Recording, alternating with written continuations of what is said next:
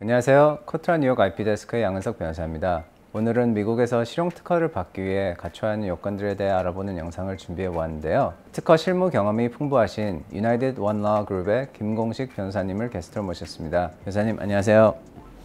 변호사님, 로펌 소개 간단히 부탁드려도 될까요? 예, 안녕하세요. 초대해 주셔서 감사합니다. 저는 한국 변리사이자 미국 특허 변호사입니다. 1997년부터 한국 김앤장 법률사무소에서 한국 변리사로 일을 했었습니다. 2003년에 미국 로스쿨로 유학을 왔고요. 2006년에 로스쿨 졸업 후부터 2021년 11월까지 보스턴 소재의 대형 로펌 두 곳에서 파트너 변호사로 일을 했었습니다. 2021년 12월에 유나이티드 원 러 그룹을 창업을 했습니다. 저희는 보스턴, 뉴욕, 서울에 오피스를 두고 있고요.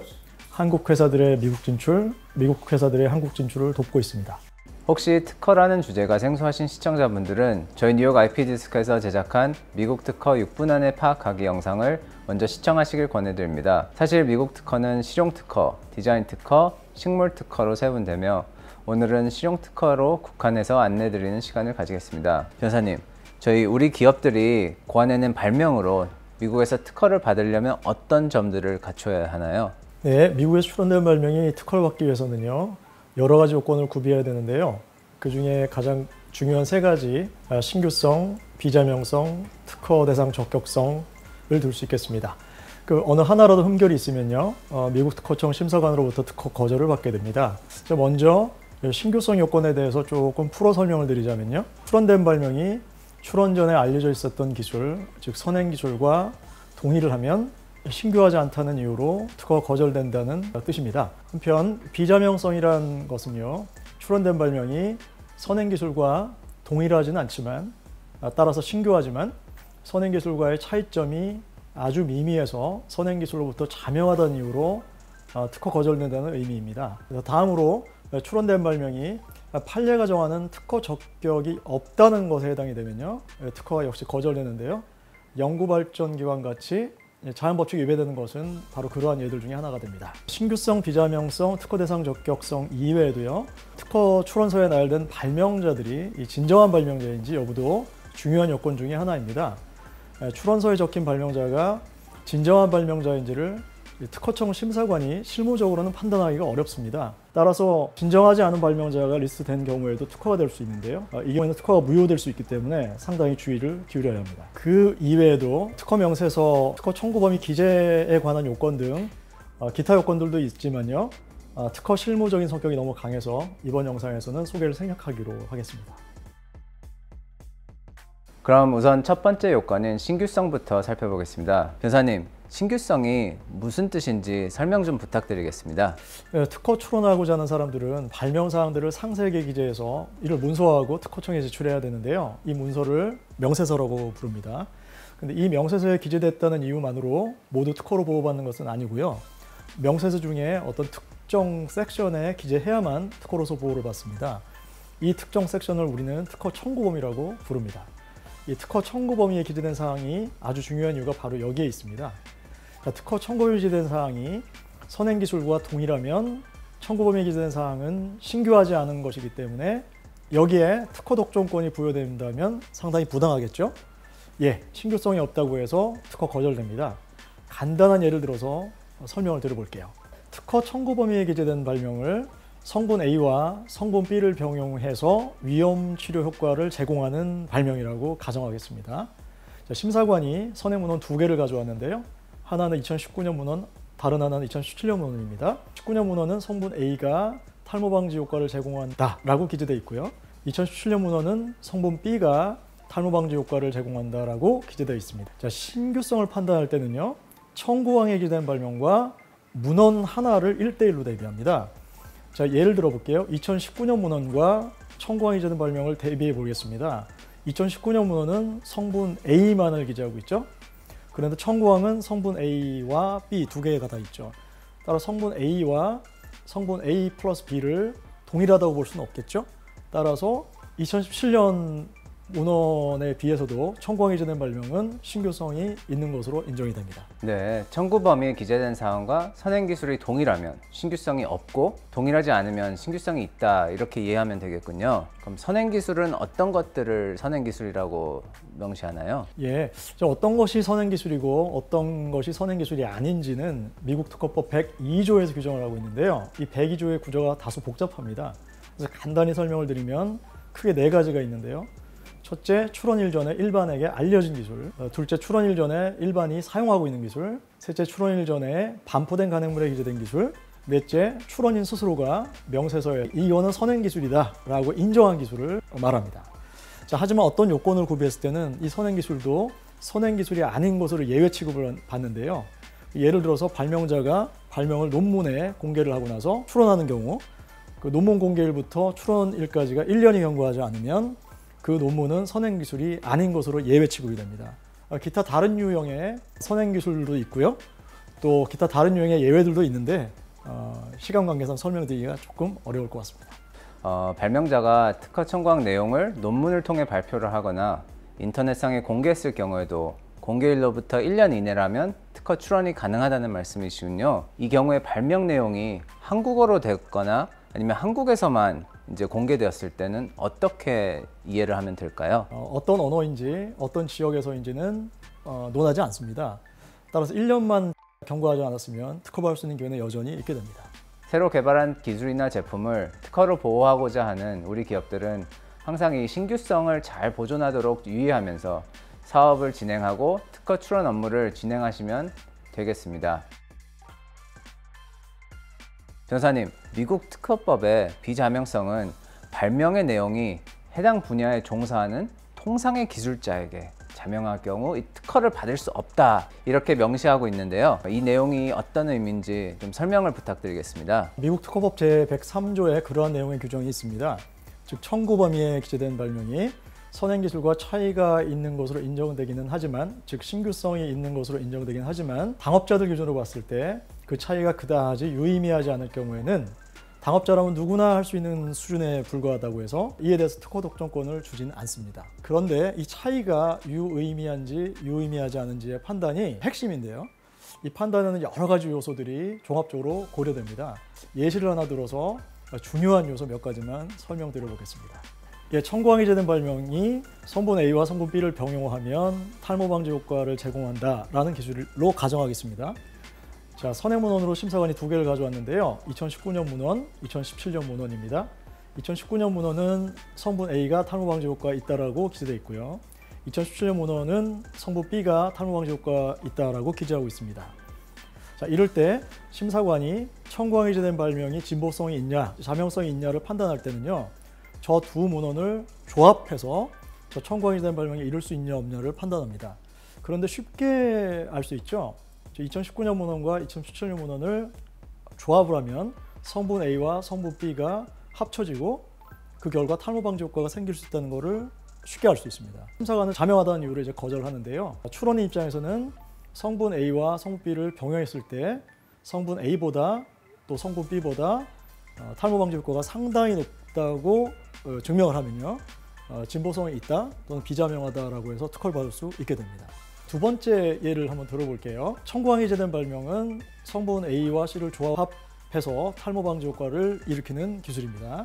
그런데 역시 심사관이 두 문헌을 가져왔습니다. 19년 문헌과 17년 문헌인데요. 19년 문헌에는 성분 A는 탈모 방지 효과가 없다라고 기재되어 있고요. 하지만 A 플러스 B를 하면 탈모 방지 효과가 있다라고 기재하고 있습니다. 근데 2017년 문헌은 성분 C는 탈모 방지 효과가 있다라고 했죠.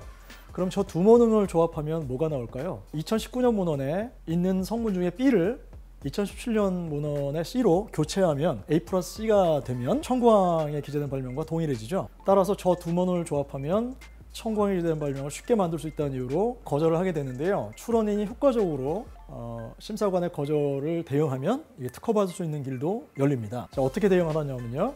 2019년 문헌을 보시면 A 플러스 B에서 B를 빼고 2017년 문헌에 성분 C를 대신 집어넣으려고 하는 기술은 가능하냐 가능하지 않냐를 따져야 됩니다. A 플러스 B에서 B를 빼는 순간 A만 남게 되죠. 근데 A는 탈모 방지 효과가 없어요. 탈모 방지 효과를 제공하는 기술을 개발하려고 하는 당업자가 과연 B를 빼므로써 탈모 방지 효과가 없는 화합물로 만들 것이냐? 그렇지 않을 겁니다. 따라서 당업자라면 B라는 것을 빼지는 않을 것이다. 이런 이유로 특허를 받게 됩니다. 혹시 더 쉬운 예시를 들어서 설명해 주실 수 있으신가요? 피부에 와닿는 예를 하나 드려보겠습니다. 시청자분들께서는 연예인 고소영 씨를 다 아실 겁니다. 이 고소영 씨로 말하자면요, 고소영만의 콧잔등의 검은 점, 고소영 씨의 브랜드를 만들죠. 자, 그런데 시중에 이런 게 알려졌다고 칠게요. 사람의 콧잔등에 가능한 점 중에 보라색 별표점이 있다고 가정하겠습니다. 누구나 갖고 싶은 점이라고 칠게요. 자, 그러면 고소영 씨의 그 검은 점을 빼서 이 보라색 팬시한 점을 고소영 씨에 입히면 더 나은 고소영이 될 것 같은 생각에 어떤 사람이 발명을 했다고 칠게요. 자, 이럴 때 이 발명은 진보성이 있냐 없냐 이런 문제입니다. 자, 마치 진보성이 있는 것처럼 보이잖아요. 그런데 이렇게 주장을 하면 진보성이 있다라고 특허를 받을 수 있습니다.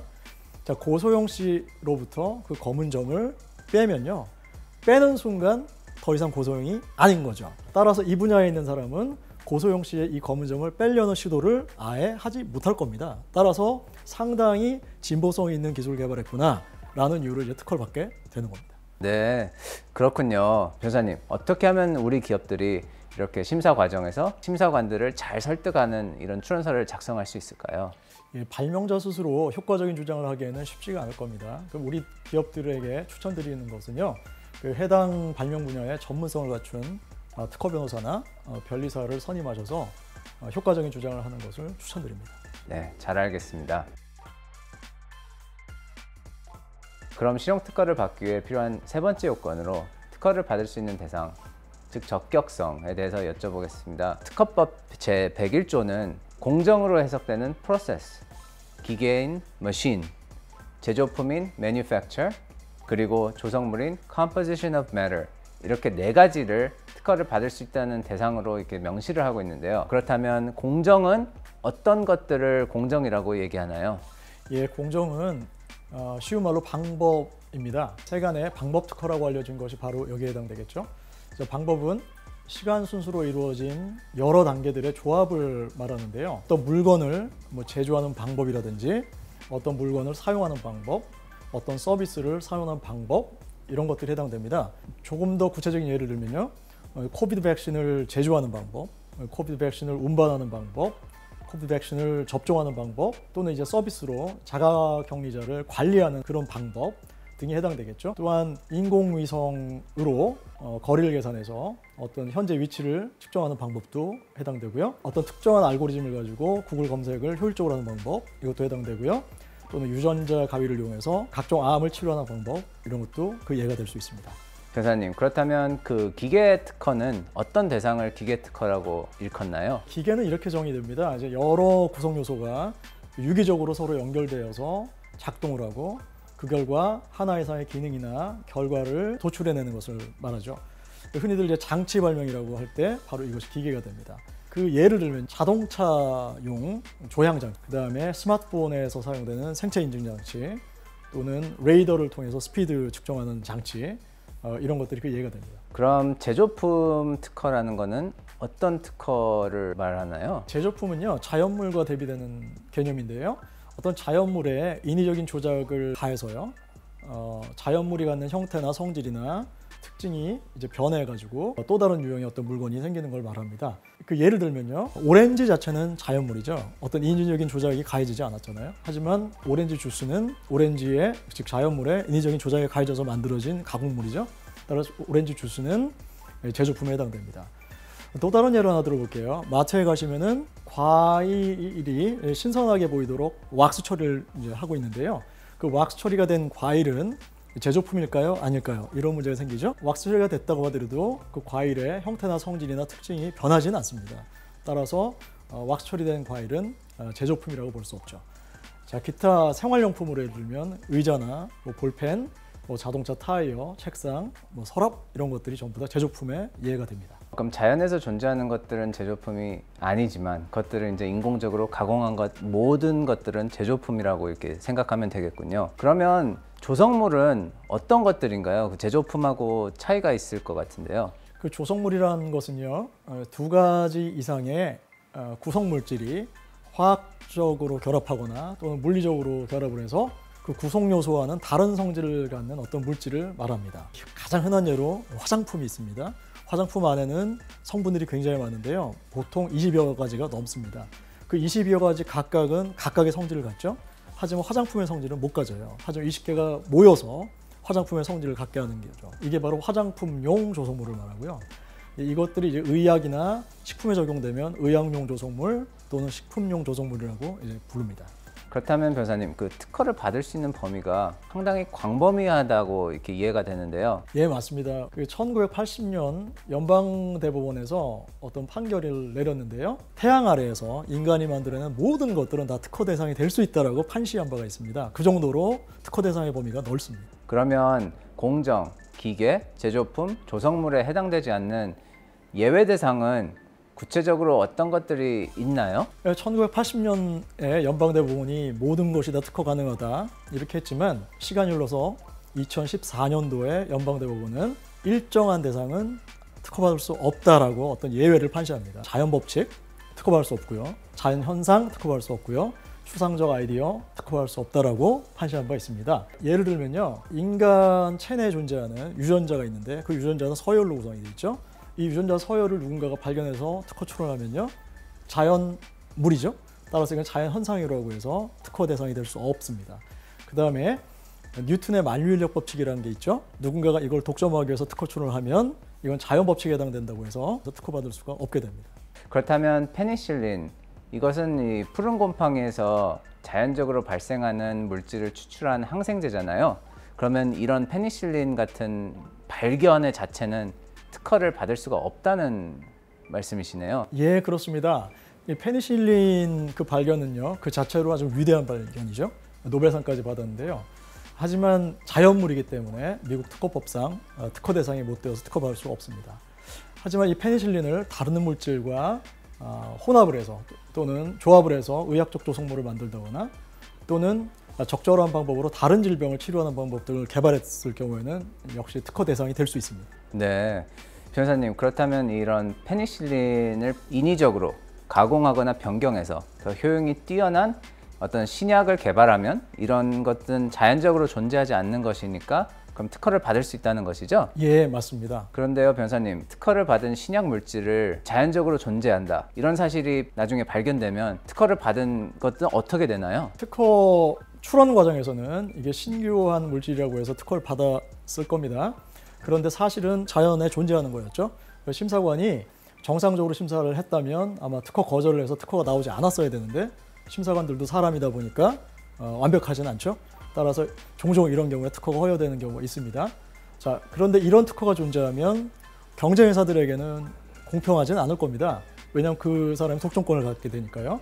따라서 특허법에는 특허 무효라는 제도가 있습니다. 따라서 경쟁회사는 특허 무효를 구하는 심판이나 소송을 제기해서 이러한 특허는 무효시킬 수가 있게 됩니다. 잘 알겠습니다. 말씀해 주신 추상적 아이디어, 그러니까 추상적 개념, 이게 어떤 것들을 포함하고 있나요? 추상적 아이디어라는 개념이 굉장히 추상적이죠. 크게 이제 세 가지 예를 드는데요. 첫째, 수학 공식 또는 이제 수학 계산하는 방법, 이런 것도 수학적 개념 자체는 추상적 아이디어라고 합니다. 둘째, 경제 활동 자체 또는 거래 활동 자체, 인간관계 등 어떤 인간의 사고방식을 표현한 거, 이것도 추상적 아이디어라고 합니다. 셋째는 인간의 두뇌 속에서 일어난 어떤 사고 과정, 사고하는 과정 자체도 추상적이죠. 이것도 추상적 아이디어라고 말합니다. 네, 그렇다면 저희가 학교에서 배운 근해 공식이나 경제학, 심리학, 상대성 이론, 이런 것들은 다 추상적 아이디어에 해당되는 것들이군요. 방금까지 설명해 주신 이런 많은 특허를 받을 수 있는 대상에 대해서 체계적으로 확인을 하는 방법이 있을까요? 예, 일반인들에게는 다소 어려우실 겁니다. 그래서 미국 특허 상표청이 특허 심사관들에게 참고 자료로 심사 가이드라인을 편찬해서 이제 발행을 했는데요. 먼저 지침서 설명하기 앞서서 배경을 조금 설명드릴게요. 자, 특허법 101조는 공정, 기계, 제조품, 조성물이 특허 대상이다 라고 규정을 했죠. 그리고 또 판례는 자연법칙, 자연현상, 추상적 아이디어는 특허받을 수 없다 라고 했죠. 자, 특허법은 특허받을 수 있는 대상, 판례는 특허받을 수 없는 대상을 규정했잖아요. 이것들을 체계적으로 모아서 이제 만든 것이 심사 지침서예요. 심사 지침서는 두 단계에 의해서 판단한다고 하는데요. 첫 번째 단계가 특허법에서 말하는 특허 대상인지 판단하는 거. 두 번째 단계는 판례가 말하는 특허 불특허 대상에 해당되는지를 판단하는 걸 말합니다. 자, 조금 더 이제 1단계와 2단계를 나누어서 설명을 좀 드려볼게요. 1단계는 간단합니다. 청구항에 제된 발명이 공정기계 제조품 또는 조성물에 해당되는지를 판단하는데요. 해당이 되면 특허 대상입니다, 바로. 근데 해당이 되지 않으면 이제 두 번째 판단 기준으로 넘어가게 되죠. 자, 1900년 기재된 발명이 특허법에 규정된 특허 대상에 해당이 되지 않으면 판례법에서 말하는 불특허 대상에 해당되는지를 판단하게 되는데 이게 제2단계 판단입니다. 자, 그런데 판례법에서 말하는 자연법칙, 자연현상, 추상적 개념에 해당이 되면 특허를 받지 못하는 걸로 끝나는 것이 아니라 여기에도 예외가 인정이 되는데요. 이 예외가 두 가지가 있습니다. 하나는 실용적 응용성, 두 번째는 상당한 발명적 컨셉트입니다. 자, 조금 예를 들어 설명을 드려볼게요. 청구항에 제된 발명이 자연물 또는 자연법칙, 추상적 아이디어를 포함하다 하더라도 추가적인 요소가 더 포함이 되는 경우가 있습니다. 실용적 응용성을 부여한다거나 상당한 발명적 컨셉에 해당이 되면 또 예외적으로 특허 대상이 되게 되는 거죠. 이 판단 기준이 좀 난해한 것 같은데요. 어떤 예시를 들어서 쉽게 설명 부탁드려도 되겠습니까? 쉬운 예를 하나 들어보겠습니다. 로키 산맥에만 서식하는 개수나무가 있는데요. 이 개수나무 껍질에는 제가 이름을 지을게요. 그레이시라는 이름의 단백질이 존재해요. 그리고 누군가가 이 단백질이 당뇨병 치료에 탁월한 효과가 있음을 발견하게 됐어요. 따라서 이분이 특허 출원을 했겠죠. 그 청구 범위를 다음과 같이 4개로 작성해서 특허 출원을 했다고 가정을 합니다. 청구항 1항은 그레이시라는 단백질 그 자체죠. 청구항 2항은 그레이시라는 단백질을 포함하는 의약 투여 단위입니다. 청구항 3항은 컨테이너의 용기에 포함되어 있는 그레이시라는 단백질의 투여 형태고요. 청구항 4항은 그냥 용기가 아니라 팬타스틱이라는 용기에 저장이 된 그레이스를 포함하는 투여 단위입니다. 자, 하나하나 이것이 특허 대상이 되는지를 판단해 볼게요. 청구항 1항은 그레이시라는 자연물 그 자체이기 때문에 불특허 대상인 걸 쉽게 알 수 있죠. 청구항 2는요, 그레이시라는 거 말고는 실질적으로는 다른 추가 요소가 없습니다. 따라서 실질적으로 자연물 자체를 청구하기 때문에 이것도 불특허 대상이 되겠죠. 근데 청구항 3항은 그 그레이시라는 단백질을 컨테이너라는 추가 요소에다가 담는 건데요. 이 컨테이너가 너무나 통상적이에요. 단백질은 어떤 컨테이너인지 담겨져 있지 않겠습니까? 따라서 이게 실질적 응용성이 있다거나 어떤 발명적 컨셉이 있다고 인정되기가 어려워서 이것도 역시 특허 대상이 되지 않습니다. 근데 청구항 4항에서 말하는 팬타스틱 용기라는 거는요, 이 그레이스를 팬타스틱 용기에 담으면 그레이시 보존 기간이 100배 늘어난다고 칠게요. 이렇게 되면 실용적 응용성도 부여되고 상당한 발명적 컨셉이 있는 것처럼 인정이 되지 않습니까? 따라서 이거는 예외적으로 또 특허 대상이 되는 걸로 판단이 됩니다. 설명 감사드립니다. 네, 지금까지 특허 요건들 중 신규성, 비자명성, 적격성에 대해서 이해를 하는 시간을 가졌습니다.